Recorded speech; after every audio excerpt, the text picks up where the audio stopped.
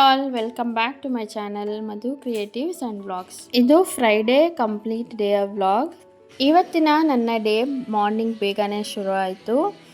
ನಾವಿವತ್ತು ಮನೆ ದೇವರಿಗೆ ಹೋಗಬೇಕಾಗಿತ್ತು, ಅದಕ್ಕೋಸ್ಕರ ಬೇಗನೆ ಊರಿಗೆ ಹೊರಡೋಣ ಅಂತ ರೆಡಿಯಾಗಿ ಹೊರಟಿದ್ದೀವಿ. ರೈಲ್ವೆ ಸ್ಟೇಷನ್ಗೆ ಹೋಗಿ ಅಲ್ಲಿಂದ ನಮ್ಮೂರಿಗೆ ಹೋಗ್ತೀವಿ. ನಮ್ಮೂರು ಬಂದು ಮದ್ದೂರು, ಮಂಡ್ಯ ಡಿಸ್ಟಿಕ್.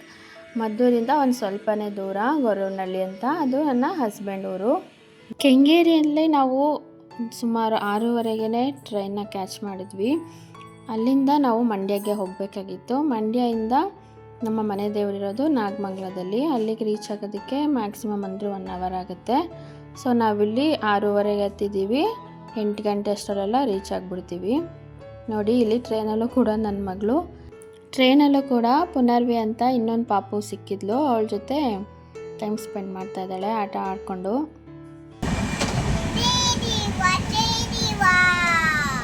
ಸೂಪರ್. ನೀನು ಹೇಳ್ತೀನಿ ಈಗ.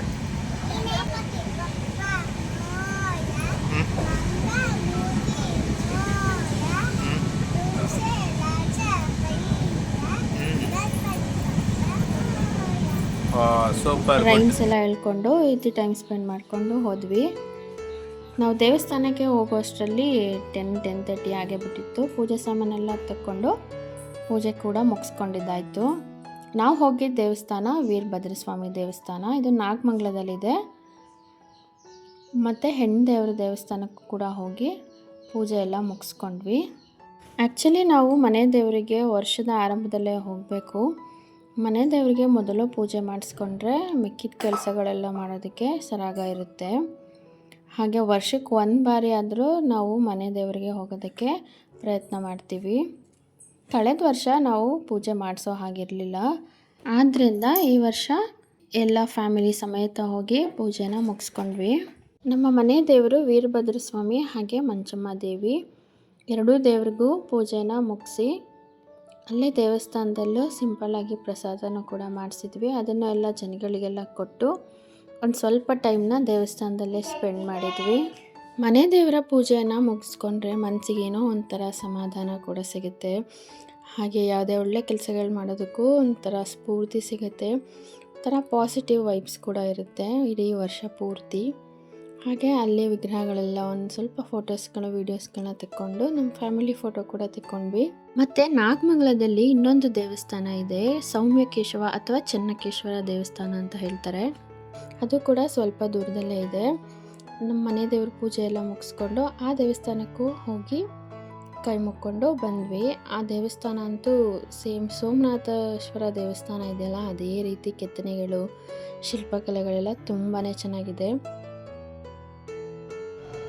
Hi, hello friends, welcome back to my channel. ದೇವರಿಗೆ ಬಂದಿದ್ವಿ ಚೆನ್ನಕೇಶವ ಟೆಂಪಲ್ ಹತ್ರ. ಇದು ನಾಗಮಂಗಲ ಹತ್ರ ಇದೆ. ಅಲ್ಲಿದ್ದು ಒಂದು ದೇವಸ್ಥಾನ ತುಂಬಾ ಚೆನ್ನಾಗಿದೆ, ಹಳೇ ಕಾಲದ ದೇವಸ್ಥಾನ. ಇದು ತುಂಬಾ ಚೆನ್ನಾಗಿದೆ ದೇವಸ್ಥಾನ.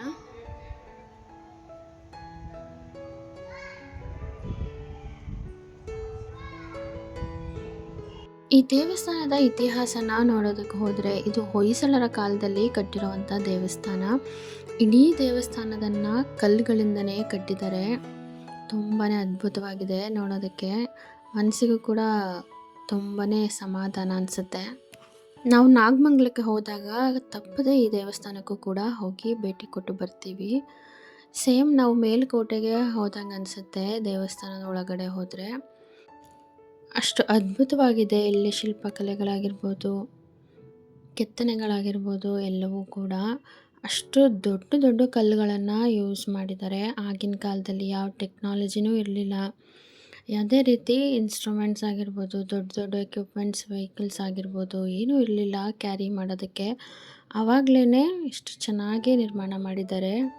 ನಾವು ಈ ದೇವಸ್ಥಾನಕ್ಕೆ ಹೋಗೋ ಅಷ್ಟರಲ್ಲಿ ಟೈಮು ಮಧ್ಯಾಹ್ನ 2:30 ಅಷ್ಟಾಗಿತ್ತು. ಸೊ ದೇವಸ್ಥಾನದ ಬಾಗಿಲು ಕ್ಲೋಸ್ ಆಗಿತ್ತು, ದರ್ಶನ ನಮಗೆ ಸಿಗಲಿಲ್ಲ. ಆದರೆ ದೇವಸ್ಥಾನದ ಸುತ್ತ ಒಂದು ರೌಂಡ್ ಹಾಕ್ಕೊಂಡು ಬರ್ಬೋದು. ತುಂಬ ಚೆನ್ನಾಗಿ ಮೇಂಟೆನೆನ್ಸ್ ಮಾಡಿದ್ದಾರೆ. ಈ ದೇವಸ್ಥಾನನೂ ನೋಡಿಕೊಂಡು ನಮ್ಮ ನೆಕ್ಸ್ಟ್ ಪ್ಲ್ಯಾನ್ ಇದ್ದಿದ್ದು ನಮ್ಮ ಊರಿಗೆ ಹೋಗೋಣ ಅಂತ. ಅದು ಕೂಡ ಮಂಡ್ಯ ಡಿಸ್ಟಿಕ್ನಲ್ಲೇ ಇರೋದು, ಕಂಬದಹಳ್ಳಿ ಅಂತ. ಎಷ್ಟೋ ಆಚರಣೆಗಳು ಹಳ್ಳಿಗಳಲ್ಲಿ ತುಂಬ ಚೆನ್ನಾಗಿ ಮಾಡ್ತಾರೆ. ನಮ್ಮ ಸಿಟಿಯಲ್ಲಿರೋ ಜನಗಳಿಗೆ ಅದ್ರ ಬಗ್ಗೆ ಅರಿವು ಕೂಡ ಇರೋದಿಲ್ಲ. ಅದೇ ರೀತಿಯಾದ ಒಂದು ಹಬ್ಬ ಅಲ್ಲಿ ನಡೆಯುತ್ತೆ.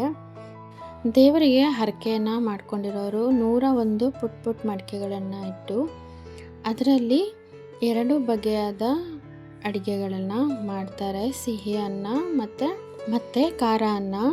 ಈ ರೀತಿ ಅಡುಗೆಗಳನ್ನು ಮಾಡಿ ಇಡೀ ರಾತ್ರಿ ಜಾಗರಣೆ ಇದ್ದು ಬೆಳಗ್ಗಿನ ಜಾವ 4 ರಿಂದ 5 ಗಂಟೆ ಒಳಗಡೆ ದೇವರಿಗೆ ಪೂಜೆಯನ್ನು ಮಾಡೋದು. ಆ ನಂತರ ಕೊಂಡೋತ್ಸವ ಕೂಡ ಇರುತ್ತೆ. ಅಲ್ಲಿದು ಕಂಪ್ಲೀಟ್ ಒಂದು ವಿಡಿಯೋ ಮಾಡೋಣ ಅಂತ ಇದ್ದೀನಿ. ಇನ್ನು ಈ ದೇವಸ್ಥಾನದ ಇತಿಹಾಸನ ನಾವು ತಿಳ್ಕೊಳ್ಳೇಬೇಕು. ಇದು 12th ಸೆಂಚುರಿನಲ್ಲಿ ಕಟ್ಟಿರೋವಂಥ ದೇವಸ್ಥಾನ. ಇಡೀ ದೇವಸ್ಥಾನನ ಪೂರ್ತಿ ಕಲ್ಲಿಂದನೇ ಕಟ್ಟಿದ್ದಾರೆ. ಹಾಗೆ ಇದು ಹೊಯ್ಸಳರ ಕಾಲದಲ್ಲಿ ಕಟ್ಟಿರೋದು ಅಂತ ರೆಕಾರ್ಡ್ಸ್ ಕೂಡ ಇದೆ. ದೊಡ್ಡ ದೊಡ್ಡ ಕಂಬಗಳನ್ನ ಯೂಸ್ ಮಾಡಿದ್ದಾರೆ. ಸಂಗೀತ ಮಂಟಪಗಳಿದೆ. ಹಾಗೆ ಒಂದು ತುಂಬ ಸುಂದರವಾಗಿರೋ ಒಂದು ತುಳಸಿ ಕಟ್ಟೆ ಕೂಡ ಇದೆ. ಅದನ್ನು ನಾನು ಕ್ಯಾಪ್ಚರ್ ಮಾಡ್ಕೊಳ್ಳೋಕ್ಕೆ ಆಗಲಿಲ್ಲ. ವಿಷ್ಣುವಿನ ದೇವಸ್ಥಾನ ಇದು. ಚನ್ನಕೇಶವ ಅಥವಾ ಸೌಮ್ಯಕೇಶವ ಟೆಂಪಲ್ ಅಂತ ಕೂಡ ಕರೀತಾರೆ. ನಾಗಮಂಗಲ ಬಸ್ ಸ್ಟ್ಯಾಂಡ್ ಆಪೋಸಿಟ್ ರೋಡ್ನಲ್ಲೇ ಇದೆ.